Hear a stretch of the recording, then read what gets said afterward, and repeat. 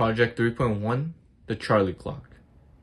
This is my breadboard prototype for the CharlieClock. So here's my Nano, and this is the pure skate oscillator circuit with the crystal, two resistors, the capacitors, and the inverter gate, which is connected to an interrupt pin on the Nano.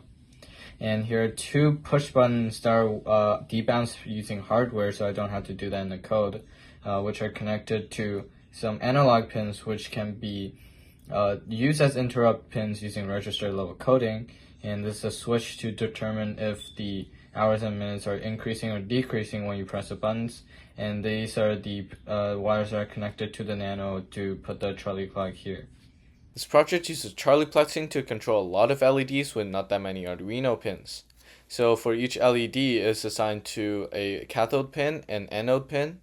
So to turn on that one LED, the cathode has to be high, the anode to be low, and all the other pins to high impedance so it doesn't accidentally turn on any other LEDs.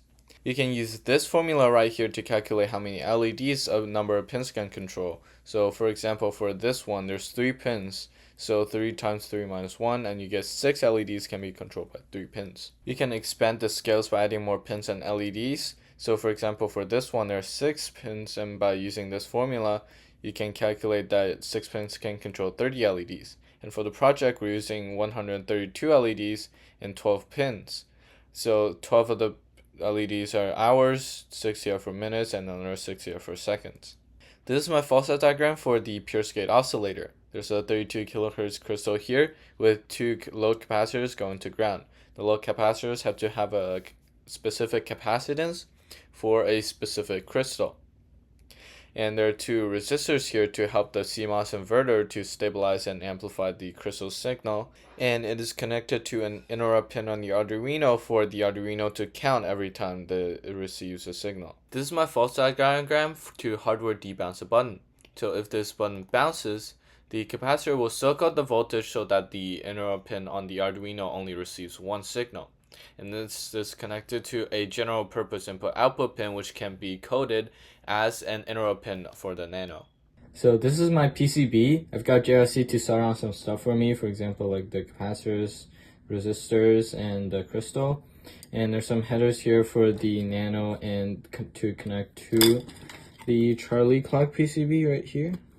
Kind of like this, just connect like that.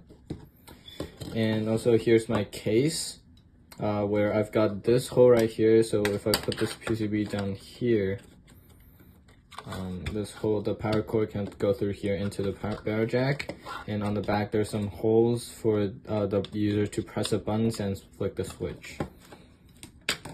And the CharlieClock PCB will go on top of here.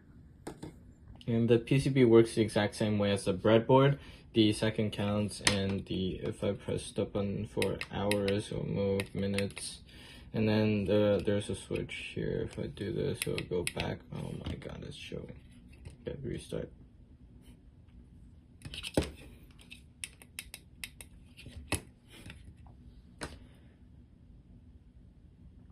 And the PCB works the exact same way as the breadboard. So one more time.